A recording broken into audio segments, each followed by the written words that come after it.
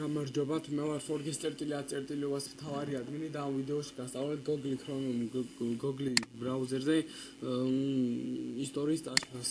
ამისათვის ვაწვევით შემდეგ ღილაკებს. აი ეს ღილაკები გახლავთ. ზამით დავწეროთ.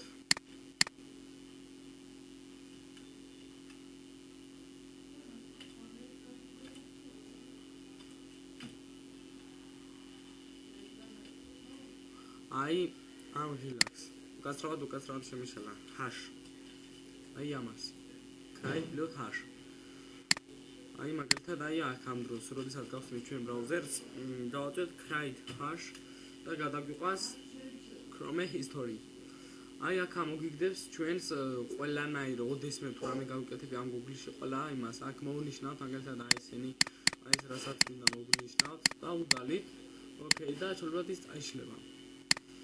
აი როგორც ხედავთ, აიშალა თუ რამე გაიგეთ დაწერეთ კომენტარებში. კარგად ზანდებოდით.